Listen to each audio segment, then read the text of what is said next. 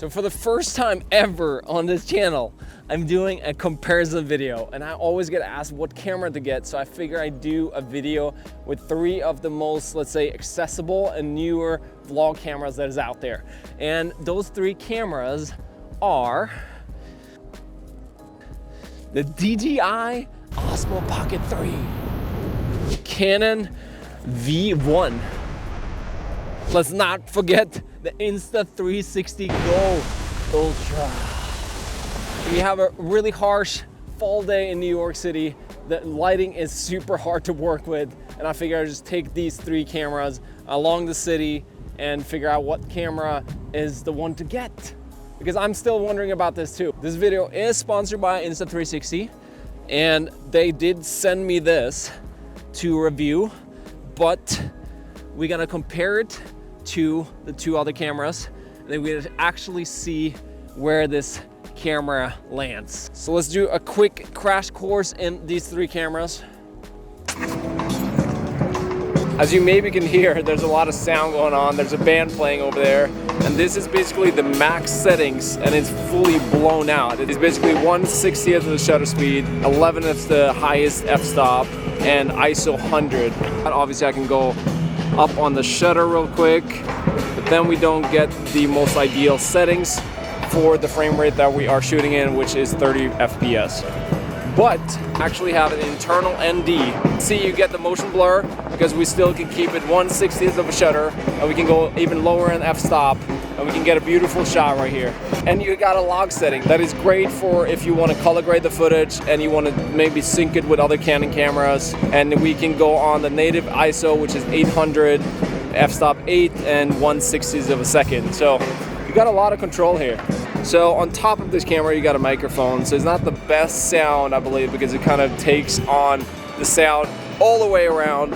But if we connect to an external microphone, this might be way better already. But do I really want to walk around with a rig like this?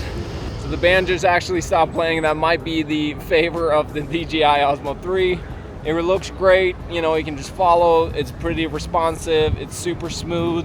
The gimbal obviously works really smooth.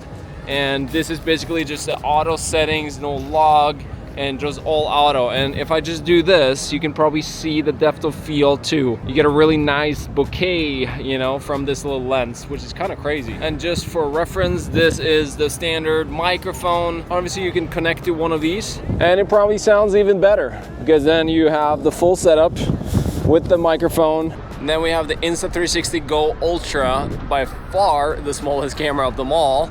And this is the standard mode, all auto. Obviously we got to showcase how small this camera actually is by removing this from the pod.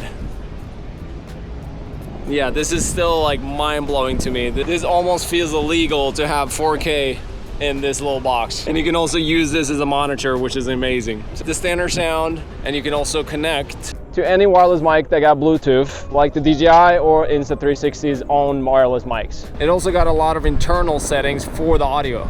For example, this is the voice enhancement in the camera. Currently filming on the normal profile on the HDR mode.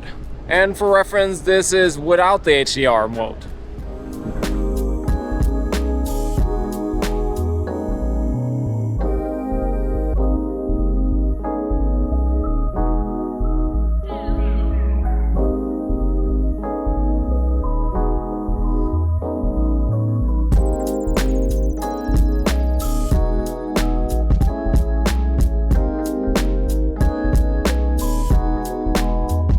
I feel like one thing that is slept on doing these reviews, barely anyone is talking about their actual photo feature, unless it's actually a photo camera. I'm curious to see how they do actually.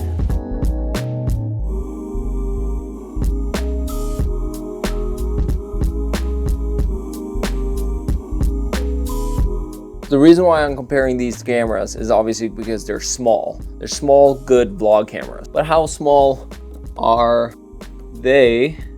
Really? So as you can see here, they're all pretty small. This is my hands, these are the cameras. Well, technically I can do. But let's, obviously you see the size right here, and you can see the weight here as well. So let's first talk about the DJI. I really like the shape of this, and it's easy to carry around, and it's kind of a camera that you haven't really seen in this shape before too. And I do like cameras that is trying something new and actually innovating the design of how a camera is being made. Pretty robust. It's obviously a gimbal here. Maybe it's a little fragile sometimes because you kind of feel like it's just kind of like whopping around. I would also be perfectly fine just throwing it in my bag. The Canon V1, it feels really solid. It's obviously a heavier build. Canon is also known to make really good cameras, so if I see a Canon camera, I automatically kind of trust it. The lens gets protected inside the body, so it doesn't really stick out, and I would also be just comfortable just throwing it in my bag. The Insta360, it just kind of feels like a tank, and even though it's not necessarily an action camera, it kind of feels like the same traits as an action camera. Technically, it already passed my drop test because I actually dropped it while testing, so we also have the protective lens here that you can take on and off. If you crack something, you're most likely cracking this and you just replace it. So the pricing of these cameras, I'm gonna price these as the most common bundle, and then I'll price this camera as just the camera as is. For the Insta360 bundle, you actually get a lot of different things like the magnetic necklace, clip mount, other mounts, quick release, a tripod with remote control, USB cable, pretty much everything you need to get going. And that will land you around 500 bucks, so $499 for the full package. With the DJI Osmo Pocket 3 bundle, you get the DJI Mic 2, you get the tripod, the extension battery, a wind muff, mic magnet, wide angle, USB cable, and the camera itself. This will land you on $979. And for the Canon V1, you get the camera. It will cost you $929. I feel like one thing that I do have to test is obviously riding a bike, because it's something that I do a lot in New York, and I also film a lot of my vlogs actually during commuting as well on the bike. Maybe some of these cameras are more meant to do action stuff or like in motion stuff, but you know, let's see. It feels good to hold, it feels kind of secure, but just to get this off from my pocket and actually started to film, it kind of took a little minute. I had to stop actually doing it. I can't just be riding, pulling this up, flip the screen, and press record on this. It kind of like, it takes me a little longer.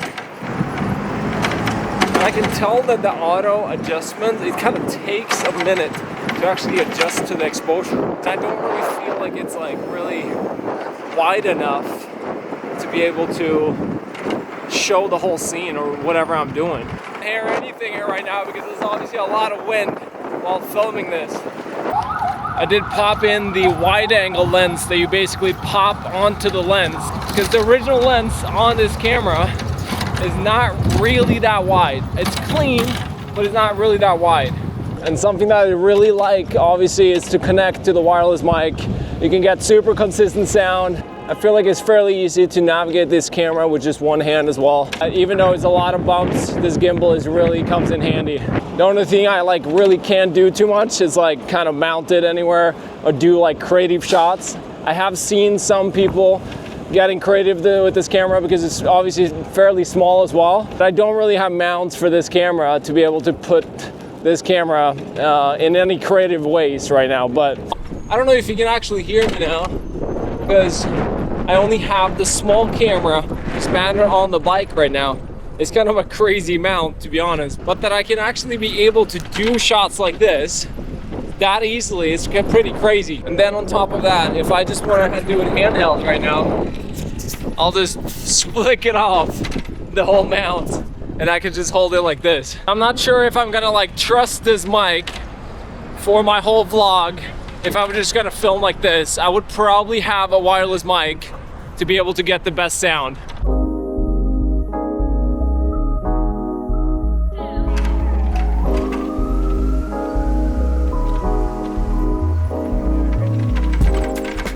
I think we have to talk about some specs. The Pocket 3. Pretty impressive. The Canon V1.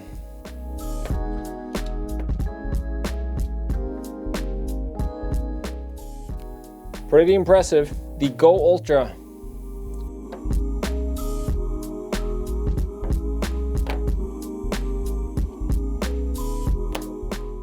Pretty good. I have to do a quick little side note for the Go Ultra, because the amount of mounts Insta360 have made for these cameras is actually insane. There's always a way to get the shot. We have a normal tripod, folds out. You can put it here. You even have a little remote control here. Mouth, POV mount, floating handle. You have the head strap, you have the magnetic necklace. You have the action pod, handle mount of some sort. The universal mount that goes to this and this.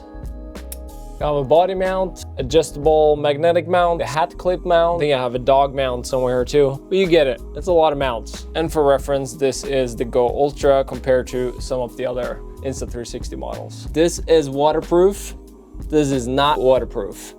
This works underwater, but if you're actually gonna get clear image underwater, you need to change this to an underwater lens. I did tests on both, and it's actually a noticeable difference. This is kind of annoying just because I have to carry around an underwater lens if I'm gonna get clear shots underwater. And another note, if you own the Go 3S, these accessories for this mount underneath here does not go on the new Go Ultra. So if you have stacked up accessories for this, you won't be able to use it on this. If you're new to the system regardless, it doesn't really matter. I think that was a really weird thing to do. Obviously, if they're gonna keep this new mount for a very long time, maybe that change has to be done at some point, but as for now, it seems like a weird move. Kind of seems like all these three cameras are completely different cameras, so maybe it's wrong of me to actually try to do the same thing with each camera. Maybe I actually have to just lean into what each camera can do the best. So I watched the bike sequence back and I noticed this sound difference between the DJI and the Insta360, and connecting to the same mic, same connection via Bluetooth. But obviously DJI speaks better to DJI than the opposite. So I don't have the Insta360 wireless mic that I can actually test it with, but apparently there's a compression that happens when you connect the DJI mic to an Insta360 camera. Just to do a quick reference here, this is the sound now from the Roto Wireless Pro. This is connected by USB-C right now, so it's probably the most ideal connection. If you have a lot of wind or you have a lot of motion, you'll probably want to connect to something else. I would probably go as far to say that this is world's smallest vlog setup. I can stick it on here and I don't even need a tripod, and I can just rely on the internal mic like this, and I can check my framing here if I want to. Pretty crazy how far we come. It really is. It is one thing that this camera is waterproof, but it's just really durable in general. This little thing, let's see if this actually can pass the test. Did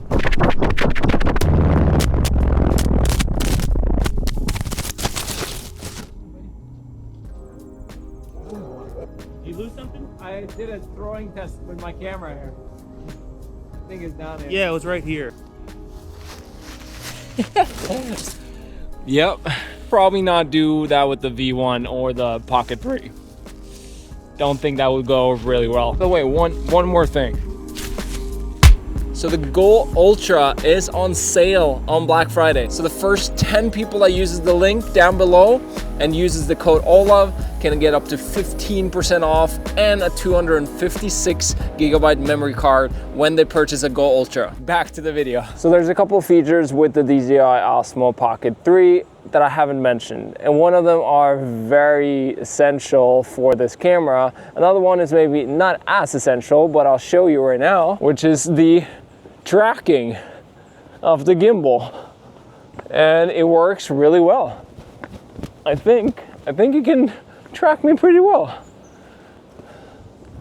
Yeah, it's pretty responsive. So to have some type of dynamic in your shots and to be able to not only have static shots, I think is really helpful. The other feature is the log feature, which is probably the biggest selling point with this camera, to be able to have a log. This is 10-bit as well, so you can grade it and you can make it look like a little more like this, you know, that you probably seen every YouTuber ever that is starting doing YouTube. Just get some, like, you know, haloation and the highlights here, and then, you know, just call it a day. But anyways, you can grade it a lot of different ways, obviously, you know, I like this one actually. Maybe I'll stick with that. This feature probably makes this camera into the smallest cinematic camera that I ever tried. Well, I have not tried with the ND set. I don't have it here, so I can't really speak for the NDs here, but I think this camera can do a pretty good job without regardless. You got like a smooth picture already. I feel like we should just test some cinematic shots, you know, just to see where it's at, you know? Shall we?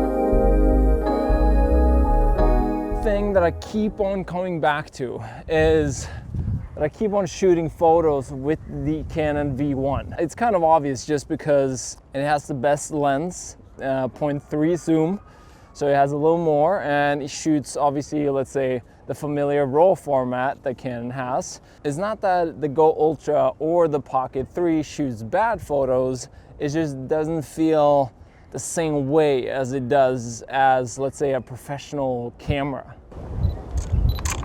But on this walk, divided on all these three cameras, I literally have always had a way of capturing a shot. Even though it's a POV of a squirrel getting a nut, if it's a gimbal shot, tracking something, or doing a slow movement. Oh, one more thing. Insta360 got like a ring. It's actually a remote ring, so I can actually stop recording. I don't know, it's a cool thing, you know, just they have so many accessories and this is one of them. And I kind of like it, but every time I go back to filming with the Go Ultra, it's just so much wider. It's just so much wider than the others. Oh wait, this is actually not the widest. There we go.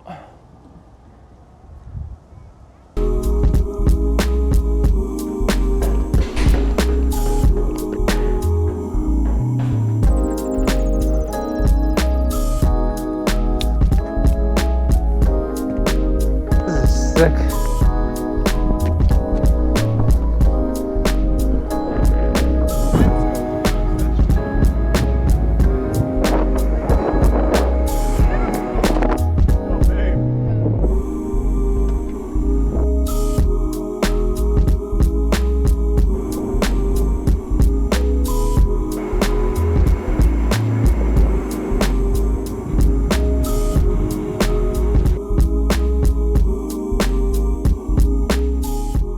It seems like all these cameras are pretty good in low light. I'm pretty impressed, I'm not gonna lie. But when the moon comes up, the sun is all the way down, and it's almost pitch black, what camera can you lean on?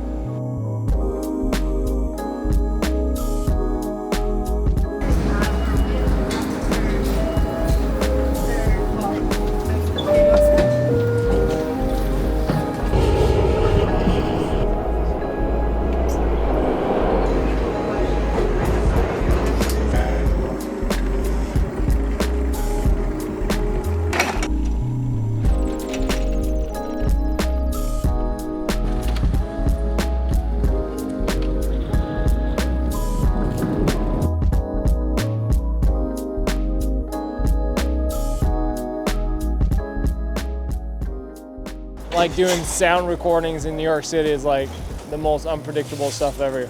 All these cameras are pretty good in low light. The Insta360 GO Ultra and the Osmo Pocket 3 got a low light mode, but obviously the Canon V1, you just basically boost the ISO. And I feel like the Canon is doing a pretty good job with the noise reduction as well, but for you to decide, I don't know what looks best right now. I feel like the Osmo has a really good night mode, but I'm not sure. Well, it seems like now all these three cameras are very different, very diverse, really good cameras. I feel like we live in a time now, 2025, where you can literally do everything with anything, but that kind of depends on what you're trying to achieve and what you're trying to shoot. Like the DJI Pocket 3, I'm super impressed. And I totally see why this is a go-to camera for everyone that wants to do anything cinematic and they want to start a camera, but they also want a camera to just carry around instead of a Sony FX3 or a Blackmagic. The fact that you have the gimbal, you have the depth of field, you have the ND option, and you have the 10-bit and the flat profile is technically everything you need to do cinematic shots. And obviously cinematic YouTube, it's such a poppin' thing right now and everyone wants to do it, and I get it, it's pretty. I do it myself. It definitely has some limitations and flaws, like I feel like the wide angle could have been wider. I wouldn't really like do action sports and stuff with this. Obviously there's a lot of ways of doing action sports, but it's not really wide enough for me to like do, let's say, you know, follow shots or like, you know, really close up shots that we sometimes do in action sports. So we have the Canon V1, really impressed by this camera too, but for me, it's just way too big. I got big hands, but it's just too big for me for what I get. I think it's a really good camera overall that I can get, let's say, the photo capability of a real camera. I have the ×3 lens, I have a little more zoom. The stabilization is definitely not good. If you have other Canon cameras, this can obviously sync with those, so it kind of makes sense. Even maybe if you have an R5 or C70 or C50, you have a little like this, so you can like kind of match the color profiles as well. And the capability that you can put on a flash. I wish it had a built-in flash with the size like this. I feel like it should come with that. Obviously you have the flip screen in every direction. You have the log, you have great specs, but it just kind of falls in between for me. It's also the only camera that actually have a tripod mount that you don't need a converter. Even the Osmo Pocket 3, it doesn't have that. It has a USB at the bottom, and I totally get that, but you can get a USB adapter to a tripod adapter, but there's another adapter and an adapter, or you can do the battery pack, which has a tripod underneath. Where there's a will, there's a way, but how many layers do you want in between you and getting the shot? But obviously not a camera, you can run around and do POVs. This camera does not cover my needs, but it might be for somebody else. It has the normal capabilities of a normal camera, which brings me back to the Insta360 GO Ultra, and I'm just really impressed by this little thing. And obviously having this little tiny camera here to be able to have the specs that you have in this, I'm really impressed. Be able to do NDs here as well if you want to, and having the microphone and the memory card slot on this tiny camera. I just like the idea that I can just bring this little thing in my pocket and I'd be able to cover things that I couldn't cover with the other cameras. Again, it does have some flaws. Obviously a flat profile. You got Insta360, please. You had it on the Go 3S, and you know, I used it all the time. And you also have a flat profile on the Ace Pro 2, and you even have it on the X5. I'm a big fan of all those cameras, but this little thing does not have that. And I kind of get it in a sense of like, it's kind of like it's like a dad camera in a sense, not in a bad way at all, but it's like kind of, if I were a dad and I had 3 kids running around and I wanted to just document and create a bunch of memories, this is by far the best option for me. I could hand this to my kids, but I also have Find My, where I can actually find this camera if my kids throw it away, if it gets lost, me doing POVs while biking or skating or whatever I do. And I'm really impressed how many modes they fit into this camera. But if you want to do cinematic videos, if you want something you want to grade, you want to play with in more like, let's say, a professional matter, the DJI Osmo Pocket 3 would be my option. And I've seen a lot of people doing amazing stuff with this camera. But again, having something like this to do POV, do normal shots, time lapses, I feel like by far this is the most fun camera. I feel like this by far is the most, let's say, professional, like cinematic camera. And I definitely feel like the V1 is the most, like, let's say, user-friendly normal camera there is that you can kind of do everything with, but is not quite there. I definitely feel like the V1 has a very like familiar vlog look. Like every time I look at the footage from this, it kind of feels very close and personal. It feels like crisp. It feels very honest. If I were to just do a normal vlog that I want to just document, but I would bring it as just the camera that I'm going to vlog with on that trip, for example. Obviously this has the normal battery option, which is, I would say, convenient, just because I can just buy more batteries and to be able to swap out really fast. Because if you're gonna film with these cameras for a very long time, you're probably gonna burn through more batteries in one if you're gonna film a whole vlog.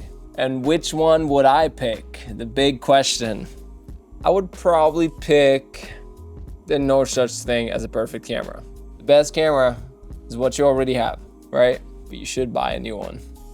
I mean, it's fun. You know, might look different, you know, might feel different, might learn something, you know, like a new camera. I've never hurt anyone, right? But I'll probably not buy this, even though I have a R5 that I can match it with.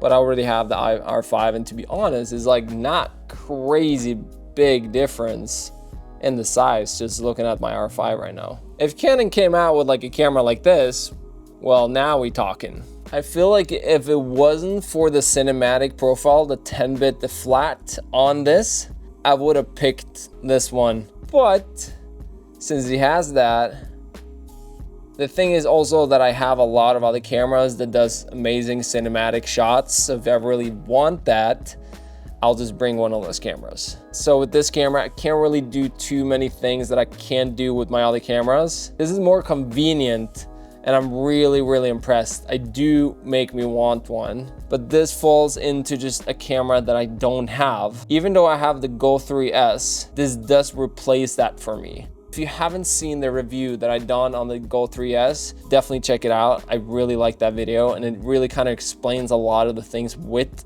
these type of cameras as well. Just the fact that I can have this, and I can have a million mounting options, and I can do shots that I can't do with any other camera that I have. Like, actually, it's actually impossible. I would probably go with the Insta360 GO Ultra. But if you're looking for one camera and you don't have any cameras, I didn't really promise, right, to tell you what to buy, but I mean, by the time you watch this video, you maybe made up your mind because you know what you're shooting and you've seen me shooting with all these things. Let me know in the comments below so I don't have to do the decision.